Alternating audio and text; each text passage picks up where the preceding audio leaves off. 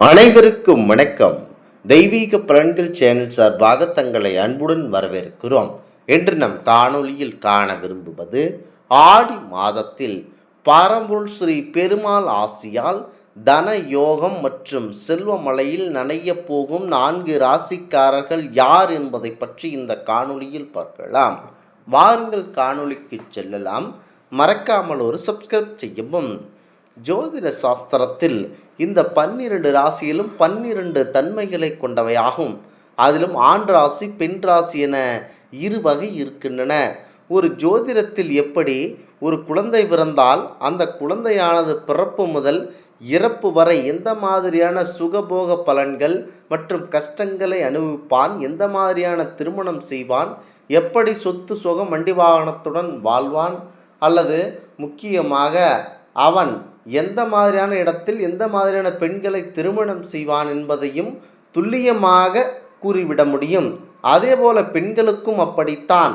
அவள் எப்பொழுது திருமணம் நடைபெறும், அவளுக்கு முக்கியமாக எந்த ஒரு நாட்களில் எந்த விதமான கஷ்டகாலத்தை அனுபவிப்பால், முக்கியமாக சுப போதனைகளை அனுபவிப்பால், எத்தனை குழந்தைகள், எத்தனை ஆண் குழந்தைகள், எத்தனை பெண் குழந்தைகள் என பரிபூரணமாக துல்லியமாக 100% ஜோதிடத்தை வைத்து அவருடைய ஜாதக லக்னத்தை வைத்து முக்கியமாக கூறிவிட முடியும்.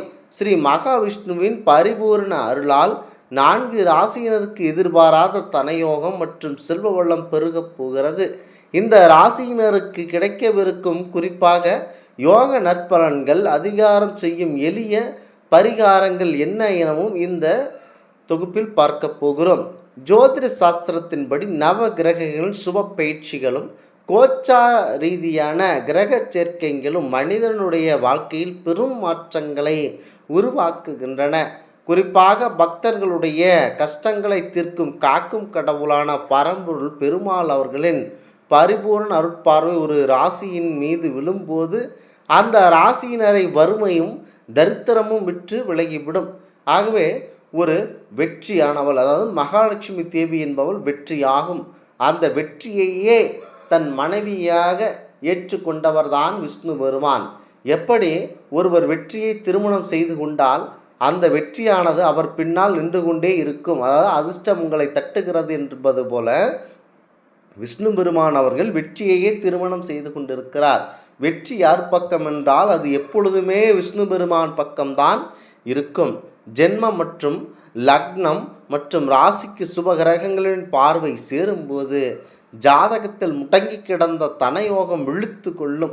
அந்த வகையில் பெருமாளின் திருவருளால் எதிர்பாராத யோக பலன்களையும் அல்ல குறையாத தன தானிய சம்பத்தையும் பெறப்போகும்.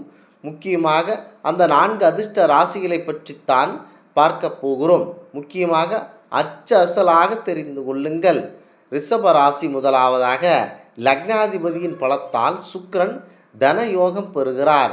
சுக்கிரனை அதிபதியாக கொண்ட ரிஷபராசியினருக்கு பெருமாளின் பரிபூர்ண அருளோடு சுக்கிர தன தானம் கைகூடி வருகிறது. 2ஆம் இடமான தன குடும்ப வாக்குஸ்தானத்தில் சுபகிரகங்களின் பார்வை பதிவதனால் நிதி நிலைமை பன்மடங்கு உங்களுக்கு உயருமாகும். முக்கியமாக நீங்கள் செய்யும் தொழிலில் தன காரண யோகம் செயல்பட்டு முடங்கி கிடந்த முதலீடுகள் அனைத்தும் பெரும்பாலான லாபகரமான அனைத்தும் நமக்கு திரும்ப வரும். அசையாத சொத்துக்களும் மனை வீடு வாங்கும் யோகம் உண்டாகும். 11ஆம் இடத்துக்கு லாபஸ்தானம் வலுப்பெறுவதனால் தொட்டதெல்லாம் பொன்னாகும் பொற்காலமான நாள் ஆகப்பெறும். முக்கியமாக இந்த 2ஆம் இடத்தை பார்ப்பதனால் உங்களுடைய வாழ்க்கையானது மாபெரும் வெற்றி பாதையை நோக்கி செல்லக்கூடிய அற்புதமான நிலை ஏற்பட போகிறது. முக்கியமாக இந்த 2ஆம் இடம் எதை கூறுகிறது என்றால் முக்கியமாக வாக்குஸ்தானம் என்றும் கூறுவார்கள். உங்களுடைய வாக்கு சத்திய வாக்காக இருக்கும். இந்த காலகட்டத்தில் இதனை குடும்பஸ்தானம் என்றும் நேந்திரஸ்தானம் என்றும் கண் பார்வையை குறிப்பிடுவது என்றும் அழைக்கப்படுகிறது. இது மட்டுமன்றி ஜாதகருடைய கல்வி, தனம், முன்னோர் சேர்த்த ஆஸ்திகள், அனுபவிக்கும் பாக்கியம், போஜனம், சுகம், வலதுகன் ஆகியவற்றையும் 2ஆம் பாவகம் மூலம் சரியாக கண்டுபிடித்து விடலாம். அத்தகைய இந்த 2ஆம் பாவகத்தின் மீது இந்த பார்வை பதிவதனால் உங்களுக்கு நல்லதொரு வாய்ப்பு கிடைக்க அதிகப்படியான வாய்ப்புகள் இருக்கின்றன. முக்கியமாக ரிஷபம் ராசியினருக்கு அதிபதியாக இருக்கக்கூடிய அம்சம் கொண்ட சுக்கிரன் தனயோகம் கைகூடி வருகிறது. முக்கியமாக சுக்கிரனை அதிபதியாக கொண்ட ரிஷபராசியினருக்கு நற்பலன்கள் அதிகமாக இந்த இடத்தில் கிடைக்க அதிகமாக இருக்கின்றன. அடுத்ததாக கடகம் ராசி நண்பர்கள், சந்திர மங்கள யோகமும் திடீர் தனபரமும் உங்களுக்கு கண்டிப்பாக ஏற்பட அற்புதமான நேரமாக இருக்கின்றன. முக்கியமாக சந்திரனை அதிபதியாக கொண்ட கடகராசியினருக்கு அற்புதம் நிறைந்த காலகட்டமாக இது இருக்க வாய்ப்பு இருக்கின்றன. முக்கியமாக இந்த ராசி கட்டத்தில் கடகராசி மிக முக்கிய பங்கு வகிக்கிறது. ஸ்ரீ வெங்கடாஜலனின் கருணை பார்வையால் ஜாதகத்தில் உள்ள சந்திர மங்கள யோகம் விழித்து கொள்கிறது. 9ஆம் இடமான பாக்கியஸ்தானமும் 10ஆம் இடமான கர்மஸ்தானமும் சுபத்துவடைவதனால் உத்தியோகத்தில் இதுவரை இருந்த தடைகள் அகலும். 5ஆம் அதிபதியின் அருளால் பூர்வீக சொத்து சிக்கல்கள் விலகி எதிர்பாராத ஜீவனாம்சமும் பெருந்தொகையும் கைகூட வாய்ப்புள்ளது. வெளிநாட்டு தொடர்புகள் மூலம் புதிய தொழில் வாய்ப்புகளும் அதன் மூலமாக அல்ல குறையாத பணப்புழக்கமும் உங்களுக்கு கிடைக்க அதிகப்படியான வாய்ப்புகள் இருக்கின்றன. கடகராசியை பொறுத்தவரை எப்பொழுதும் கணவன் மனைவி அந்யோன்யம் அதிகமாக இருக்கும்.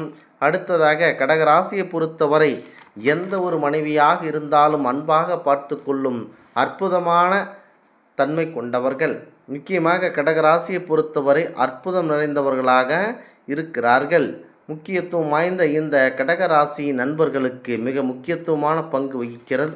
ஏனென்றால் இந்த கடகராசியில் பிறந்தவர்கள் சரராசியை அமைத்து கொண்டவர்கள். சரம் என்றால் சரராசியில் பிறந்தவர்களாகும். சரராசியில் பிறந்தவர்கள் யாரிடமும் எந்த வேலையும் சொல்லாமல் தானே செய்யலாம் என நினைப்பது. எடுத்துக்காட்டாக யாரையும் நம்பாமல் தானே செய்து முடிக்கலாம்.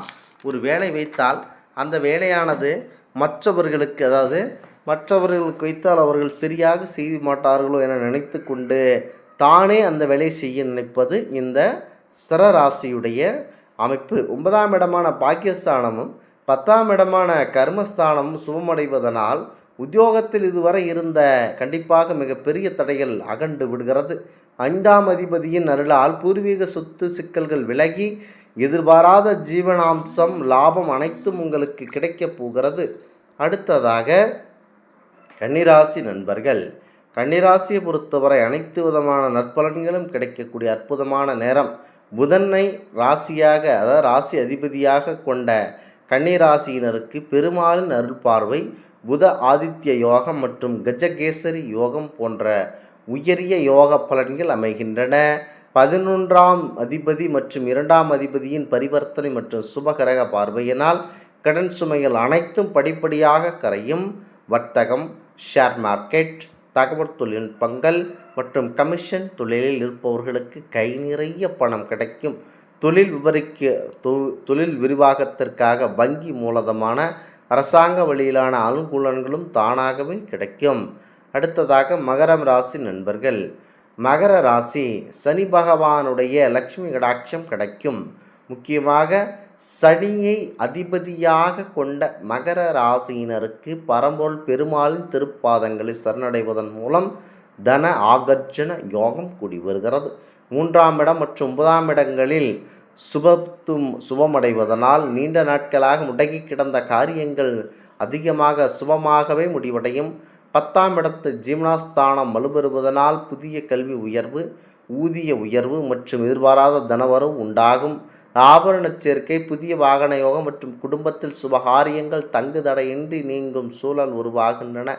முக்கியமாக நீங்கள் இந்த அற்புதமான தன யோகங்கள் உங்கள் வாழ்வில் நீட்டித்திருக்கவும் அஷ்டலக்ஷ்மி கடாட்சம் நிலைத்திருக்கவும் சில எளிய ஆன்மீக வழிபாடுகளும் இருக்கின்றன. சனிக்கிழமை தோறும் பெருமாள் கோவிலில் உள்ள தாயாருக்கு நெய்தீபம் ஏற்றி பெருமாளுக்கு துளசி சாற்றி வழிபட வேண்டும். வெள்ளிக்கிழமைகளில் கனகதாரா ஸ்தோத்திரம் அல்லது ஸ்ரீ சூக்தம் பாராயணம் செய்து வீட்டில் செல்வ வசியத்தை உண்டாக்கும். இதனை செய்தால் ஏழை எளியவர்களுக்கு, ஆதரவற்றவர்களுக்கு தயிர் சாதம் அல்லது பெருமாள் கோயிலில் பிரசாதம் தானமாக வழங்குவது தோஷங்களை நீக்கி தன யோகத்தை உண்டாக்கும். அடுத்ததாக முயற்சி திருவினையாக்கும் என்ற வாக்கிற்கு இணங்க ஜோதிட ரீதியாக இந்த சுப யோகங்களோடு உங்கள் கடின உழைப்பும் சேரும்போது பெருமாளின் பரிபூரண அருளால் வாழ்வில் வறுமை நீங்கி தன தானிய வளம் பெருகி மகிழ்ச்சி பொங்க அதிகப்படியான வாய்ப்புகள் இருக்கின்றன. இந்த ஆன்மீக தகவல் உங்களுக்கு பிடித்து இருந்தால் தெய்வீக பலன்கள் சேனலை கண்டிப்பாக சப்ஸ்கிரைப் செய்து கொள்ளவும். மீண்டும் ஒரு நல்லதொரு காணொளியில் உங்களை சந்திக்கிறோம். நன்றி, வணக்கம்.